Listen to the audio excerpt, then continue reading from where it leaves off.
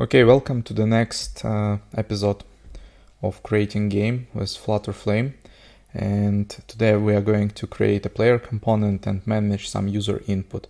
So the link to the first version is here, so you can see it on your screen.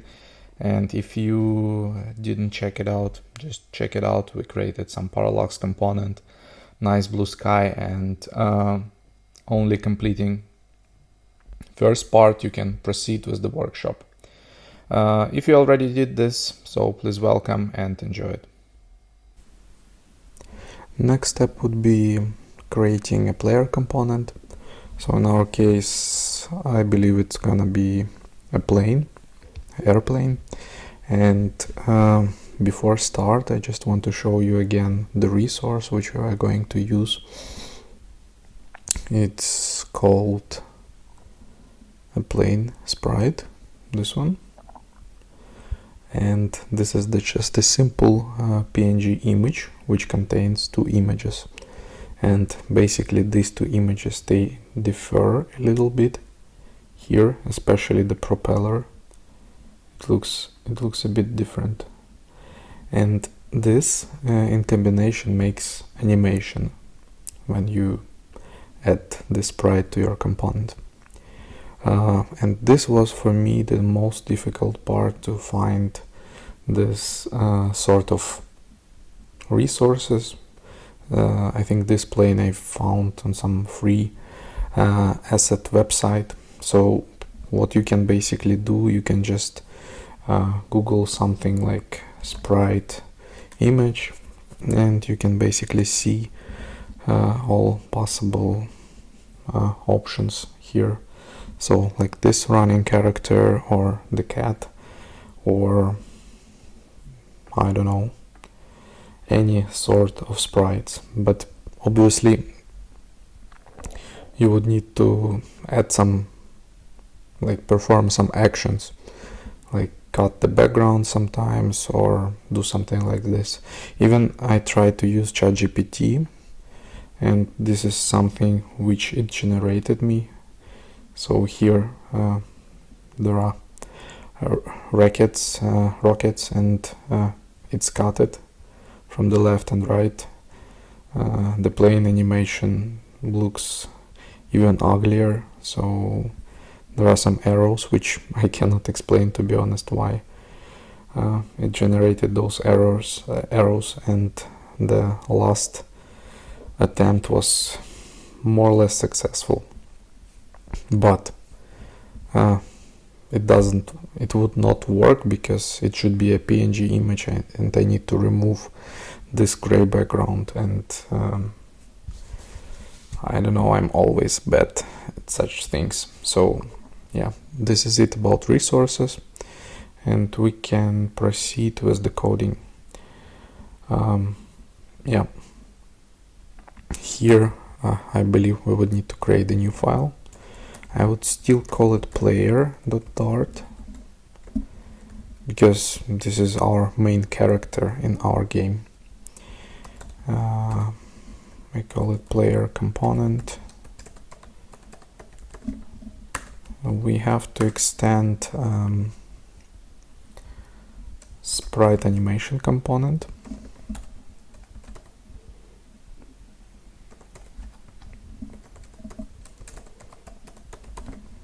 This is definitely something wrong with VS Code today, so I'm gonna just import.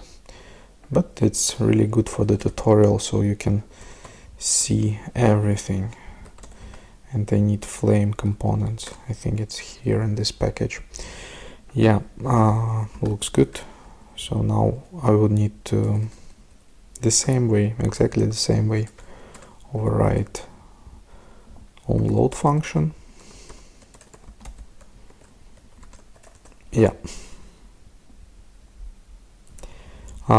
Remember I showed you in the background component here, we use this game object. So it's visible here in this class because this parallax component has this mixin implemented, this has game reference. So I would suggest to do the same for our player here, and in these brackets I need to say Sky Game. So we will always have access to our game object inside this component, which is really a good thing. Next step, we would need to specify exact position of our player component, and as we extend SpriteAnimationComponent, and every component has a position class field, and we can initialize it. As we already have a game reference, we can do this. So this basically means that our player component will be in the center of the screen, in the center of, not of the screen, of our game window. And the next step would be initialize animation. Obviously, if a component called SpriteAnimationComponent, it means that we would need to add some animation here. And the same, we have a game reference and we can load sprite animation. So as you can see, this mixin has game references, pretty convenient, and I suggest to use it everywhere, in every component, and you can easily access all useful functions from the Flame game. The same way as in background component, we have a path. So what is the path? Here path is plain sprite. Let's write it down. Plain. This is actually a typo. So yeah, to be honest, I don't like typos, and let's just rename it.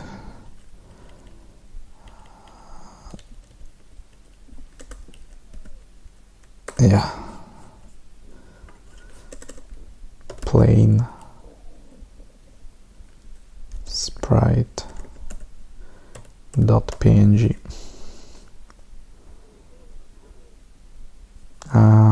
Also, the required parameter is sprite animation data.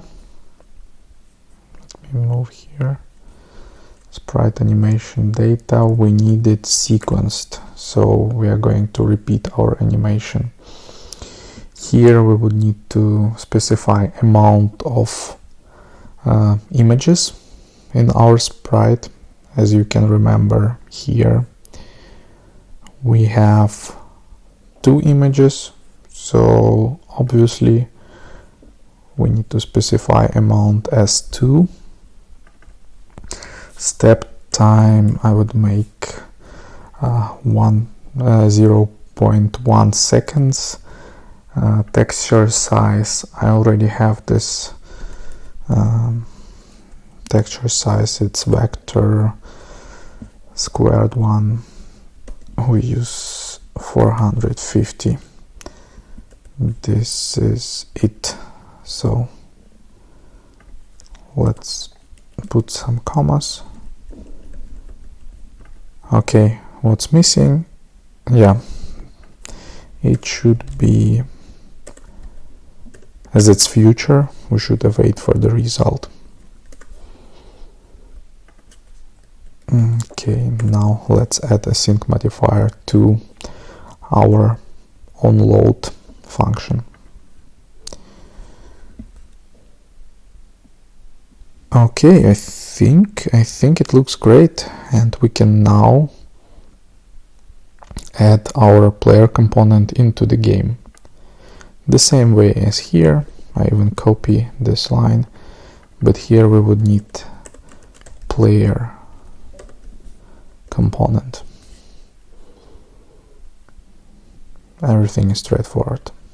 Okay, now everything looks ready, and one thing I want to add, I need to add an anchor This is a specific point for our component. So you can check the documentation, and it says that anchor is a point for this component. Anchor point describes a point within the rectangle of the size. So yeah, it's anchor. So the name of the class field is self-explanatory. And here we need anchor center. Well, let's restart our game. And what we can see here, yeah, great. We have our airplane in the middle of the screen, and you can see this animation. It's even a bit shaking, which looks kind of fancy. So now what I'm going to do next, I need to make it smaller. Actually, it's too big. So for this reason we have a size field, and for size we also would use the vector2 class.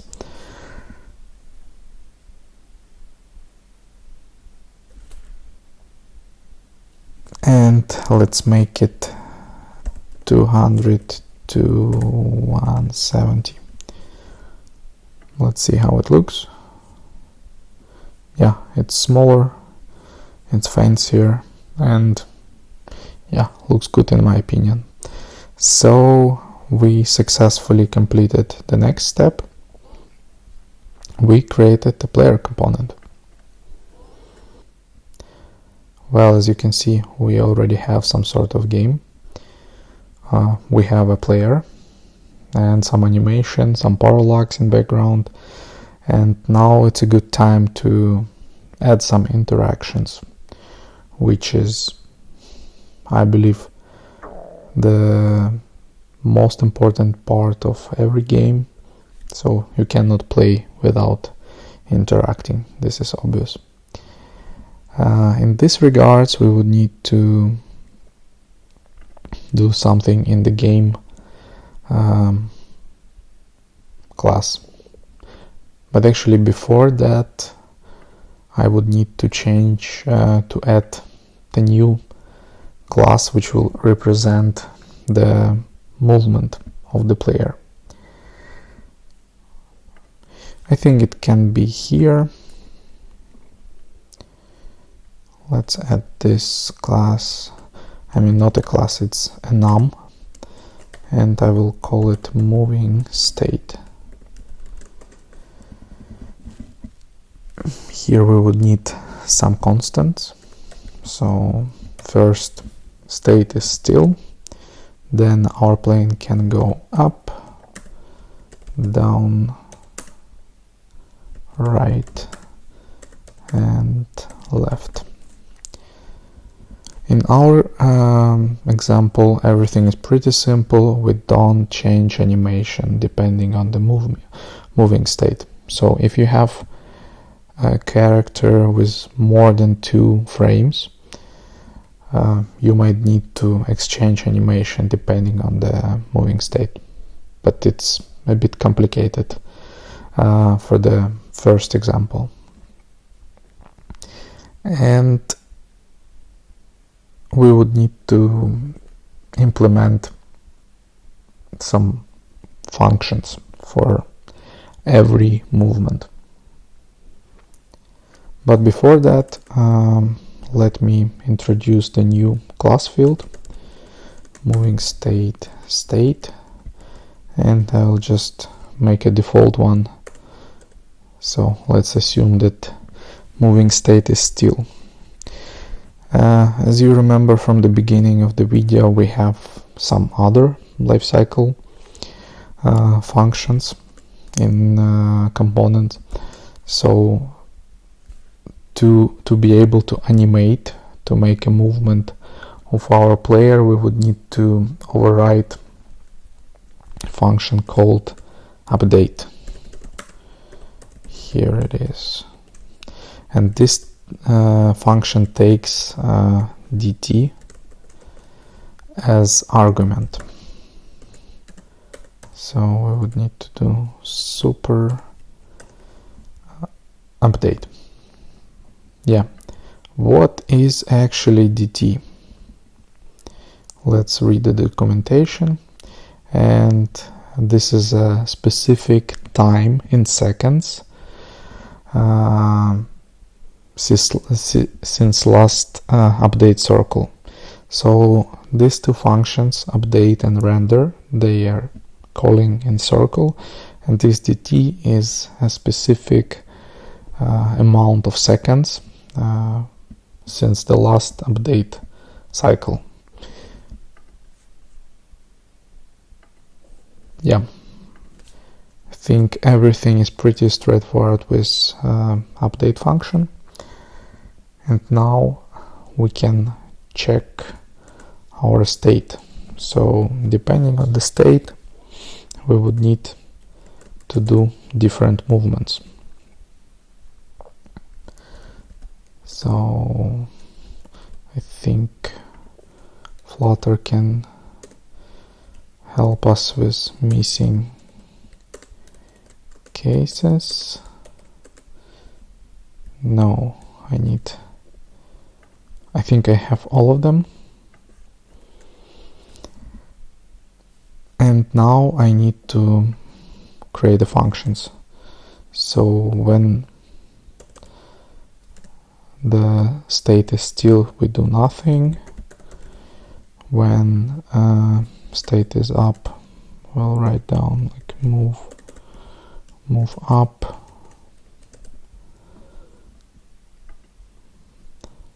I would already pass this dt parameter. I'll show later why. So then we do move down the same.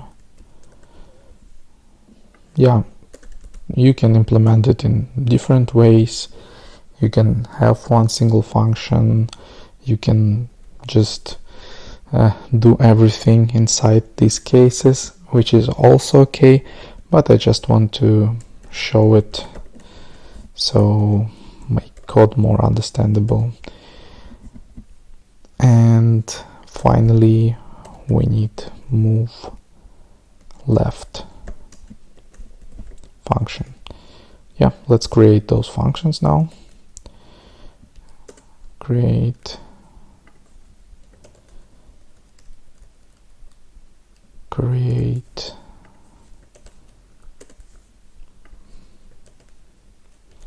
okay, we are good.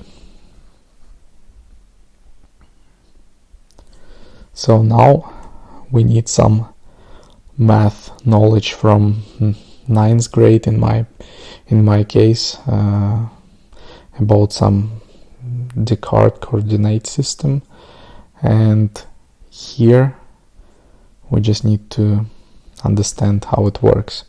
So if we are moving up, so it means that we are moving vertically. If we move vertically, this means that we change y or y parameter of our position. So that's why we can point to the position. Oh, sorry.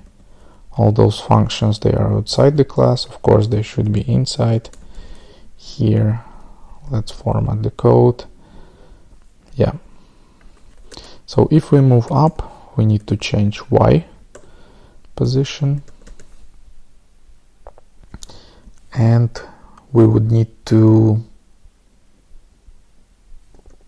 because y is the top, y0 is the top left corner, x0 and y0 is top left corner. So if we are going up, we need to decrease y. And how we can decrease it?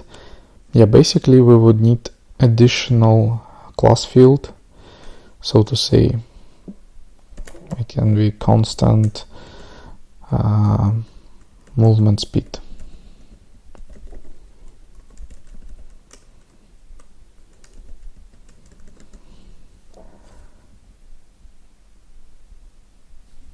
Let's make it 1000. Oh, should be static const. And now we can do this movement speed.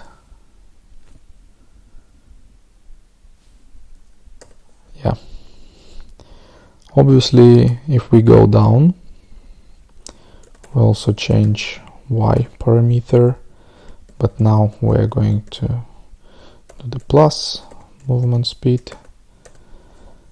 If we go right, we do position.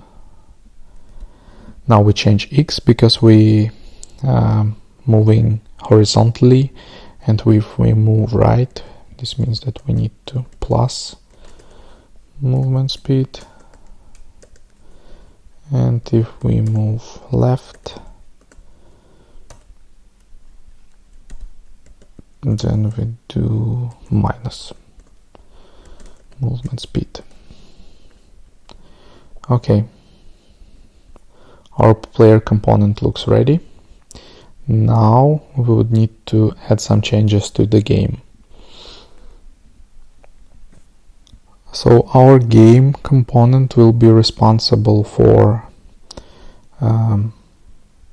actions, keyboard actions, and if we want to listen to some keyboard events, we need to implement this mixin keyboard events. As I have problems with import, I need to add this import manually, and it's inside the input package. Okay, looks good.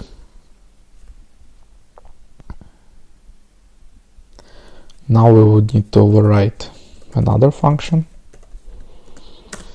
which is pretty simple. It's called key. This is the parameter we need to. This is the result we need to return. Key event result, and it's called on key event. Okay, let's make it like this, and let's check the original class. It has row key event and set of key pressed. Let's just copy paste this into the game here. Should be fine. This is the logical keyboard key is coming from Flutter. That's why it's pretty simple. And now we would need to return something. And what we're going to return, we return the key event result handled. That we basically handled key presses. So what kind of key are we going to use? Yeah, I'm just going to use some arrows. But before that, we would need to check that user actually pressed the keyboard key. And we need to verify that this is key down event. So the moment user presses the keyboard, this is down. If the user released the finger, this is already another event, but this is the event we're interested in. And in case if user releases the finger from the keyboard, we need to do something else. Well, okay, let's assume that user pressed the key. We need to do switch and basically check what kind of key was pressed. Here we don't need to use suggestions from the Visual Studio Code because, as you can imagine, there are like so many logical keys and we just need to use particular ones. So we would need to add a case for logical keyboard key arrow down. And let's just copy paste this arrow down. We also need arrow up,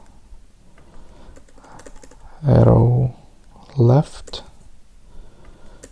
and arrow right. Okay, looks good.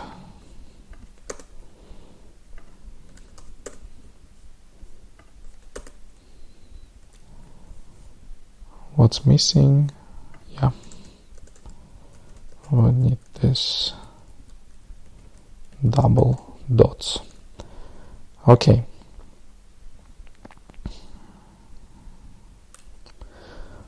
Everything looks good, but we would need a player component as class field because we are going to modify player component.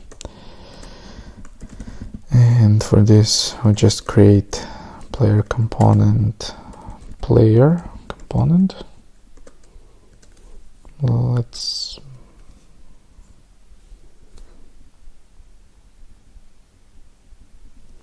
make it late. I like initialize everything inside on load function, and we just do some initialization here. Player component. Yeah.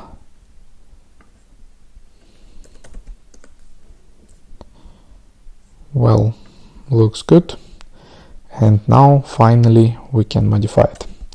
So we can do player component state, moving state down. Let's just copy paste it.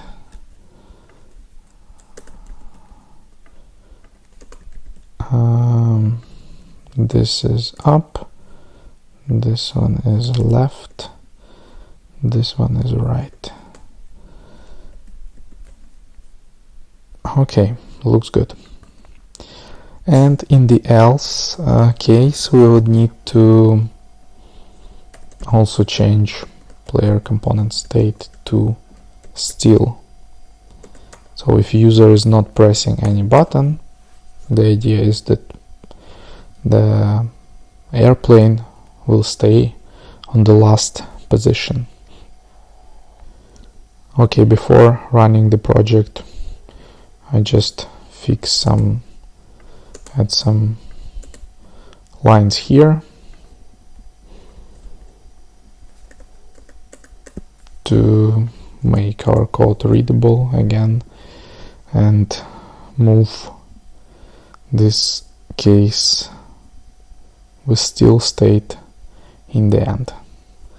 Now let's try to run our game. So I press the button, but you see that plane is disappearing. And yeah, it disappeared fully. So what is the bug? The bug is actually the fact that we are not using this double DT. This is a multiplier, and this is important thing. So we would need to add it everywhere. And our animation in the end will be nice and smooth. Okay, let's restart the thing. And as you can see, now our plane is moving pretty cool. Yeah, it's already some sort of game. So I'm pressing arrows on my Mac and you can see that plane is flying. Well, in that regards, we can say that we managed user input, and yeah, halfway to go. In the next part, we're going to implement a bullet component. Also, we will add some enemies, so it's going to be really interesting. Hope you enjoyed this part. Please hit the like button if you really liked it, and yeah, hope to see you in the next part.